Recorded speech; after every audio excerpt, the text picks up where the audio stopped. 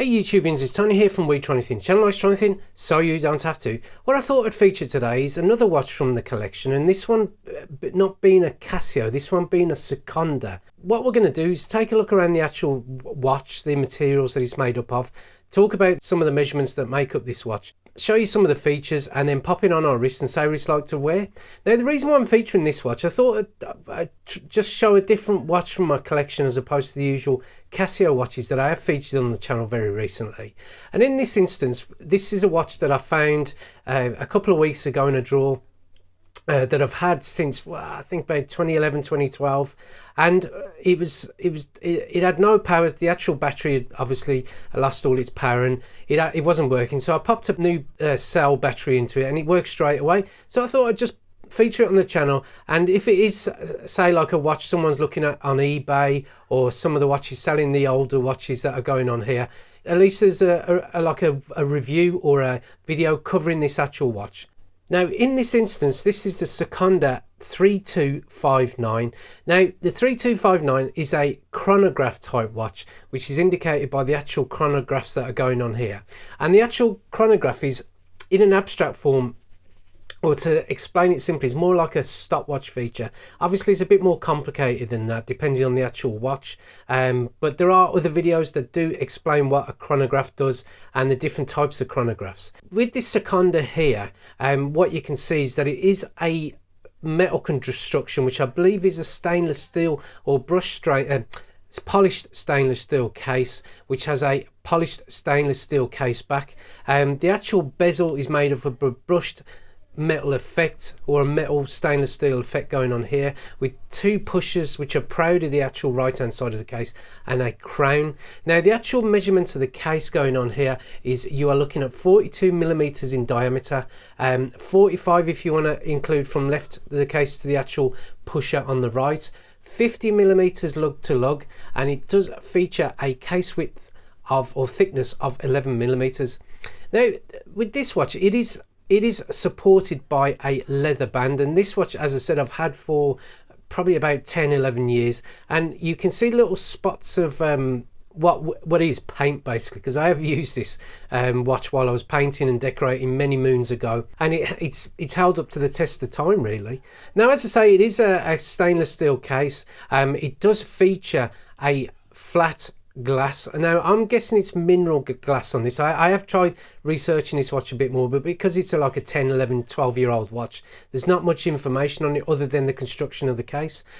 So because there's no scratches, and obviously some of the abuse, well, not so much abuse, but you know, like, it's been on my wrist it was daily driven for quite a while, there's no real marking on the glass, so, or on the crystal. So if I'm wrong, then correct me in the description, in the comments box below.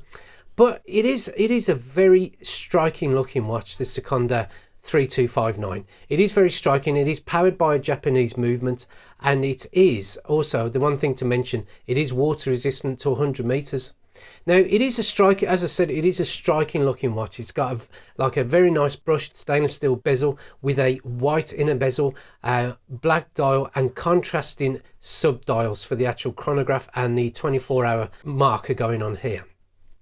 Now, around the actual bezel, it is featuring what's known as a tachymeter. Now, a tachymeter, just to quote a paragraph I have found on the internet, just to explain what a tachymeter is. A tachymeter is a type of watch complication used to measure the speed at which the watch's wearer travels over a fixed period of time, and they're typically featured on chronographs and specialist watches with multiple stopwatch functions, and this does feature that tachymeter. Now, there is a couple of videos, when I was doing some research on this, there is a couple of videos I'm going to link below that explain how to use a tachymeter and what their use case is, and it explains a lot more eloquently than I could really. So just click on the links below and they will take you off to the videos that will explain them a bit better.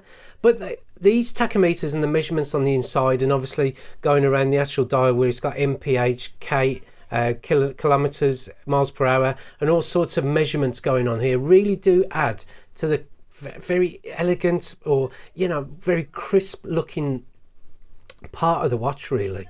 And I love the way that you've got the black dial, the surrounding inner bezel, which is white with all the measurements going on here, and also you've got the very contrasting sub-dials, as I've mentioned, and also you do have a date which is in between the 4 and 5 hour markers. Now interestingly, the actual hands, the hour hand, the second hand, and the minute hand are all like a polished kind of polished metal look, as well as the hour markers going on in the dial. Now the only other thing it does have loom only on the hour hands and the minute hands, and I've got to say it's not very good, the loom, but I have shown a clip here just to give you an idea of how the loom looks in the darkness, and I've placed this in the sun for about an hour or half an hour just to get the loom going. And I don't know if because it's been sat in a box for years on end, whether the loom's lost its effect, I'm not sure, but it's just to give you an idea of the actual loom effect on this watch.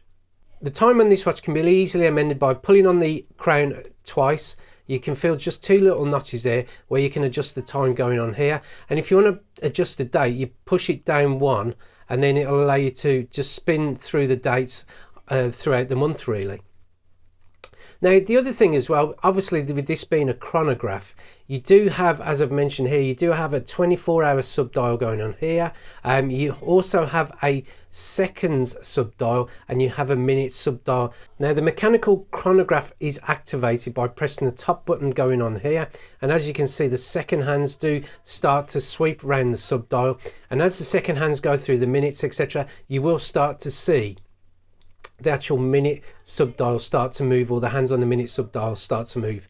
Now if you want to like record a, how can I say, simplified split time, you just press down on the bottom button there, and the elapsed time, it is still measuring the elapsed time, but it does pause the actual second hand here. And if I just press it again, it does release it, so, and you can see it's starting to go through the actual seconds on the sub-dial there. Now to stop it, you just press the top button there, and just to reset it, you just allow the dials just to sweep back round. Now the only thing I will mention on this watch is that the actual hands on the sub-dial and the actual second hand doesn't line up perfectly with the actual markers that are going on around the dial and the sub-dial, so that may be a little bit of a bugbear. So if I turn the watch just so you can see how it lines up with the marker, or the hour marker going on here, it seems to just miss it, or just stop just before it and just miss just straight after. So it may affect some people who prefer their markers just to be literally accurate on the actual hour markers or the second markers, and you know, if it does, then you know this isn't the watch for you. But what you have got to remember, that this watch is £30–40. It's nothing much really, and for all the kind of information that you get on the watch, I do think it's a lot of value for money. And as I said, I have had this for what, 10–11 years, and it's stood up to some abuse on the wrists, and it has, you know, it has been with me daily driven for a good couple of years, while being sat in a box for the rest of the years up to 2022. I've got to say, just throwing in a battery and making it work, or allowing it to work, it's just been brilliant really. It's just a class watch. So what I'm going to do is I'm going to pop it on my wrist and see what it's like to wear. Right, here it is on the wrist, and I've got to say, with that leather band, which is about that leather strap, which is about 20mm just on the inside part of the lug, it really is a comfortable watch to wear. I mean, there is a little bit of weight to it, obviously, with that metal case adding to the weight of the watch, but it's not too heavy. It's not, you know, it's not cumbersome as such to wear. You do feel that a little bit of heft to it, but nothing too extravagant really. And in terms of it, how it affects my hand, no, not a problem at all. You know, my hand doesn't feel any, you know, restrictions in the movement of this, which could be, you know, if it was a larger timepiece, you would encumber the movement of my hand, but no, don't feel it at all. And I've got to say, it is a comfortable timepiece to wear. And also, the one thing I will add is that it is a very classic looking watch. I really do like the look of how everything kind of contrasts with other. Obviously, you got the leather strap with the white stitching, adding to the overall, I would say, neat, sporty look of this watch, which, you know, obviously it's all about measuring time, and not if you was to use it for events, or if you use it to measure the speed of travel and stuff like that, then this watch, you know, it will do it. I'm not sure of the accuracy of this watch, because obviously, as I've indicated, you know, not all the actual hands measure, you know, they line up with the markers or the actual sub-dial markers. You know, it's not the most, I can't say it's the most accurate, but I would imagine, being it a quartz movement, Japanese quartz movement, then there's probably about 30 plus or minus 30 seconds a month in terms of accuracy. But, you know, don't quote me on that. But in terms of overall looks, with the tachymeter scale going around the edge of the watch and the actual other inner scale measurements, it really does look a great looking watch.